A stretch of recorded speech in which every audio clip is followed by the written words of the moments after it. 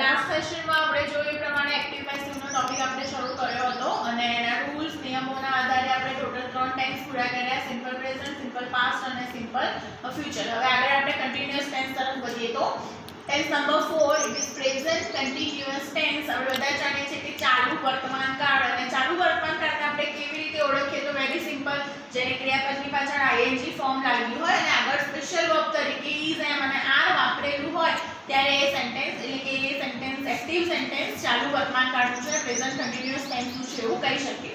હવે જ્યારે એ સેન્ટેન્સને જ્યારે પેસિવમાં કન્વર્ટ કરવાનું આવે ત્યારે એના પાછળ રૂલ્સ નિયમો જે આપણે આગળ દરેક ટેન્સમાં જોઈએ પ્રમાણેમાં જોઈએ તો subject is am are is again compulsory. હવે અહીંયા જેમ આપણે will shall વખતે be નો યુઝ કરતા શીખ્યા હતા એ જ રીતે અહીંયા આપણે એક નિયમ પ્રમાણે જેને કીવર્ડ પણ કહી શકીએ being વાપરવું જરૂરી છે, કેમ કે નિયમ પ્રમાણે ક્રિયાપદ એના ત્રીજા ફોર્મમાં હોય, થર્ડ ફોર્મમાં ભૂત કૃદંતમાં હોય. તો જ્યારે વાક્યમાં ing આપ્યું હોય તો ing નું શું, it નું ઇટન તો કરી દે પણ ing આપણે કાળ બદલવાનો નથી. એક્ટિવ સેન્ટેન્સ જો ચાલુ વર્તમાન કાળમાં છે તો પેસિવમાં પણ એને ચાલુ વર્તમાન કાળમાં જ રાખવાનું છે કે આ ing ને રિમૂવ નહીં કરતા એને being ના સ્વરૂપમાં અહીંયા લગાવવાનું હોય છે. ત્યારબાદ થર્ડ ફોર્મ ઓફ વર્બ જે નિયમ પ્રમાણે આપણે બનાવીએ છીએ બાય અને ઓબ્જેક્ટ. ફરીવાર is am are ની સાથે અહીંયા being એટલા માટે કેમ કે ચાલુ વર્તમાન કાળ છે અને ચાલુ વર્તમાન કાળ હંમેશા ing થી આઈડેન્ટિફાય થાય એટલે એને રિમૂવ નહીં કરતા એને કાઢતા નહીં, આપણે અહીંયા being વર્ડ લગાવવો પડે છે જેના આધારે તમે એને આઈડેન્ટિફાય કરશો. ઓકે, ફોર્મ્યુલાના આધારે હવે આપણે એના એક્ઝામ્પલ્સ પર જઈએ તો example number 1 I am eating an apple now. તમે ઈઝી આઈડેન્ટિફાય કરી શકશો આના આધારે ચાલુ વર્તમાન કાળ છે એટલે કે is am are અને ક્રિયાપદની પાછળ ing ફોર્મ. હવે અહીંયા I સબ્જેક્ટ am eating એ આખું ક્રિયાપદ વર્બ ફોર્મમાં જશે અને an apple now એક ટાઈમ છે જેને as it is મૂકીશું એટલે કે an apple અહીંયા ઓબ્જેક્ટ છે, કર્મ છે જેને આપણે ઉઠાઈને લાવીશું સબ્જેક્ટના સ્થાન પર. તો an apple. હવે નિયમ પ્રમાણે is am અને are માંથી an apple એકવચન છે એટલે is આવશે. અગેન ing ને રિમૂવ કાઢી નાખવાનું નથી એટલે એની માટે અહીંયા નિયમ પ્રમાણે વર્ડ મૂકીશું being અને it નું કરીશું eaten એટલે આ આખું વર્બ તૈયાર થશે. ફરી an apple એકવચન છે એટલે is, કન્ટિન્યુઅસ ટેન્સ છે એટલે being જે તમારે યાદ રાખવાનું છે, દરેકે દરેક વાક્યમાં આ વર્ડ આવવો જરૂરી છે અને એની પાછળ ક્રિયાપદ જે કંઈ પણ છે એનું ત્રીજું સ્વરૂપ અને લાસ્ટમાં I માટે by me અને now as it is એના પ્લેસ ઉપર.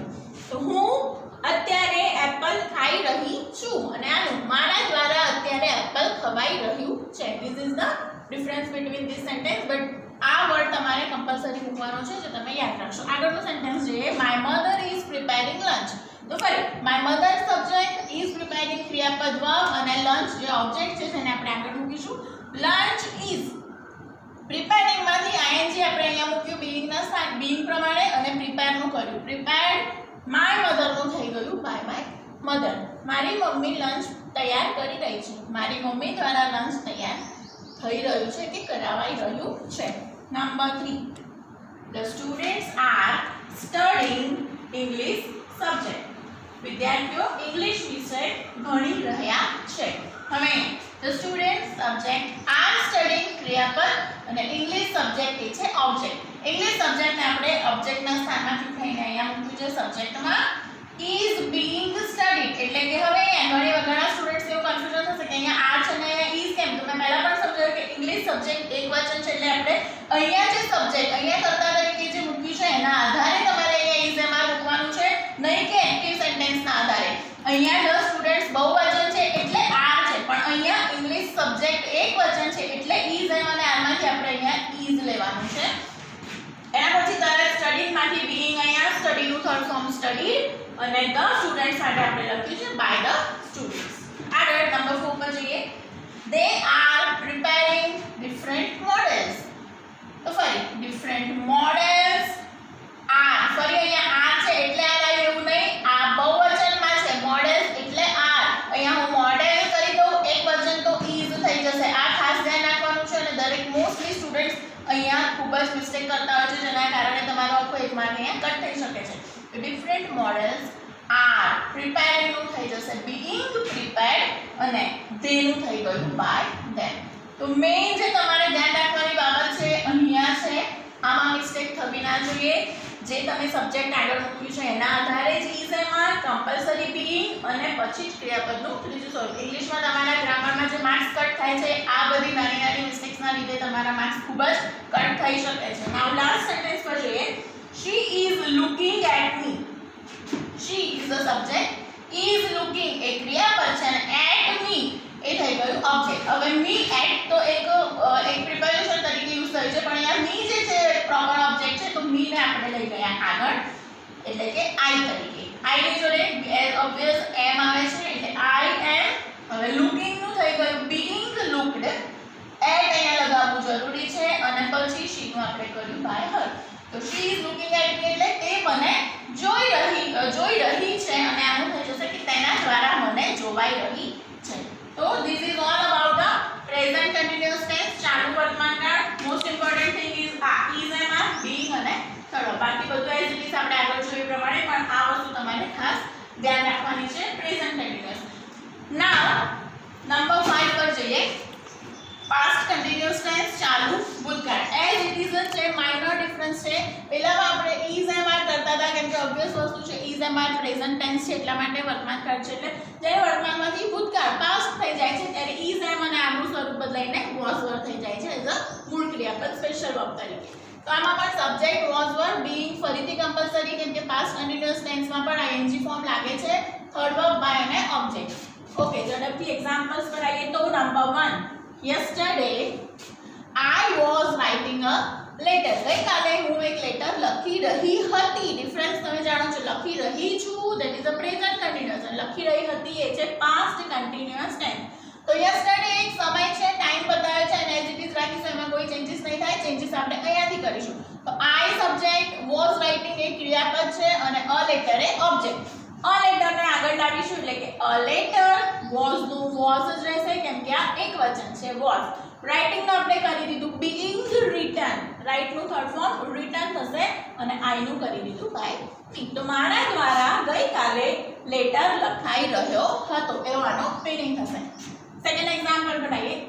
The servants એટલે નોકરો. It's SERVANTS. Okay, the servants were doing the work. Servants કામ કરી રહ્યા હતા. તો ફરી અહીંયા the work જેને આપણે સબ્જેક્ટ તરીકે લાયા. હવે વર્ક અહીંયા ભલે વર્ક છે અહીંયા મેં was વાપર્યું છે કેમ આના આધારે વર્ક. અહીંયા હું વર્ક્સ કરી દઉં તો વર્ક આવે અહીંયા પણ વર્ક એ સિંગ્યુલર એકવચન ફોર્મમાં છે એટલે અહીંયા was. ડુઈંગ નું થઈ જશે being અને done એટલે કે do. do એ અહીંયા ક્રિયાપદ તરીકે છે. do નું મુખ્ય ક્રિયાપદ તરીકે do નું ત્રીજું સ્વરૂપ થાય છે done.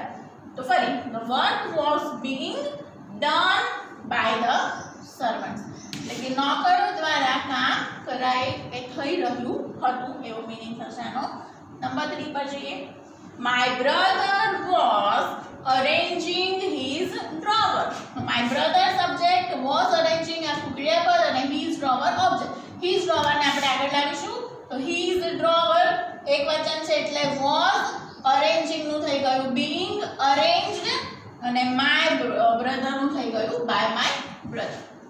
મારો ભાઈ તેનું ડ્રોવર અરેન્જ એટલે કે ગોઠવી રહ્યો હતો.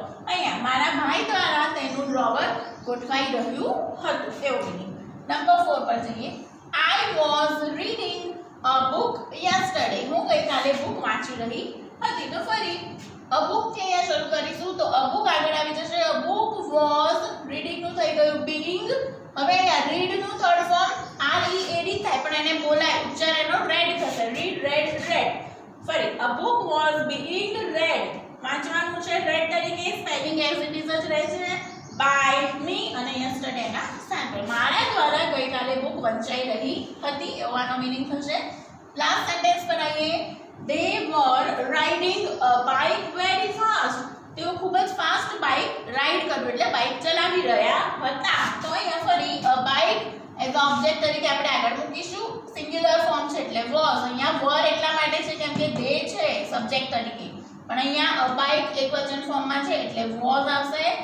was રાઇડિંગ નું થઈ જશે being ridden. રાઇડ નું થર્ડ ફોર્મ થાય છે ridden અને ત્યારબાદ by them very fast એ લાસ્ટમાં એની જગ્યાએ. સો ઇન શોર્ટ એક્ટિવ પેસિવ સમજવા માટે તમે જોયું એ પ્રમાણે ઘણા વર્બ્સ આપણે જોયા જેમાં third form of verb second ફોર્મથી પણ અલગ છે, તો એની માટે તમારે 100% ક્રિયાપદના 3 સ્વરૂપ તૈયાર કરવા ખૂબ જ જરૂરી છે. જો તમે આમાં જ અટવાઈ જશો, ઈટનું ઈટન કે રાઈટનું રીડન જ તમને આઈડિયા નથી, then you can not make any sentence properly. તમે એવા માર્ક્સ ગુમાવશો, તમને એક પણ માર્ક્સ નહીં મળે.